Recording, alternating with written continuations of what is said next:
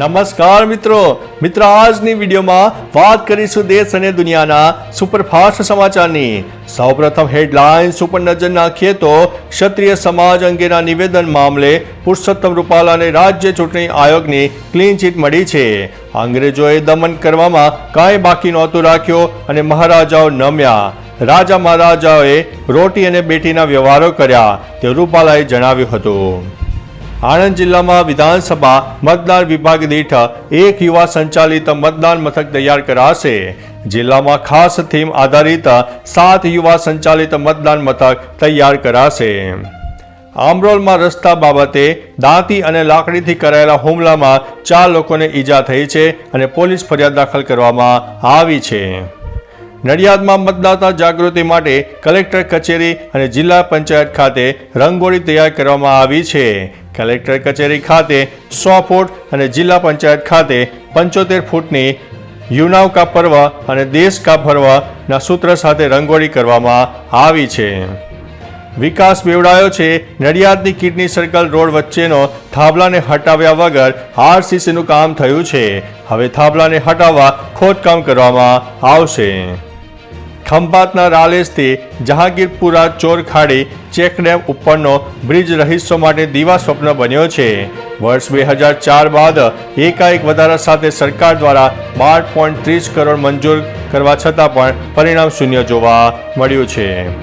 આણંદમાં સરદારગંજમાંથી ટેમ્પી ચોરાતા ફરિયાદ દાખલ કરવામાં આવી છે।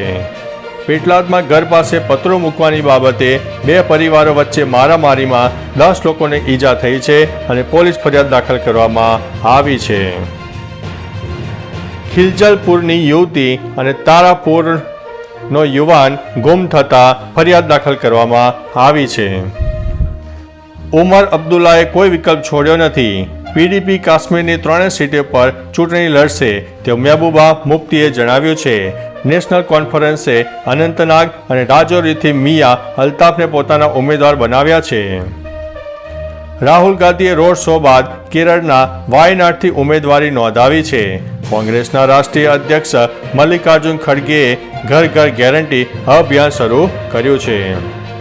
જમ્મુના કઠુઆ મેડિકલ કોલેજમાં શૂટ આઉટમાં ગેંગસ્ટર અને પોલીસ અધિકારીનું મોત થયું છે। પોલીસની ટીમે પીછો કરતા ગુંડાઓ મેડિકલ કોલેજના કેમ્પસમાં ઘૂસી ગયા હતા। આપના રાજ્યસભાના સાંસદ સંજયસિંહ 6 મહિના બાદ તિહાર જેલમાંથી જામીન ઉપર મુક્ત કરવામાં આવ્યા છે।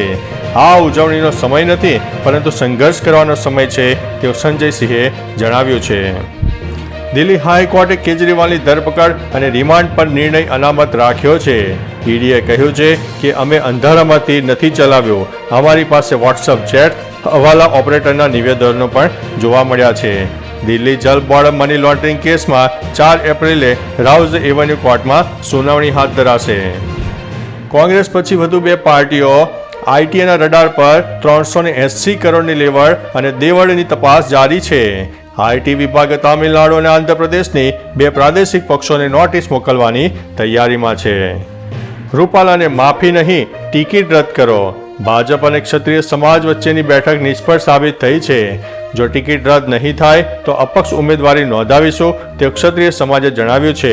તો રાજપૂત સમાજ એવું માનશે કે ભાજપને રાજપૂત સમાજની જરૂર નથી તેવું તૃપ્તિબા રાઓલે જણાવ્યું છે।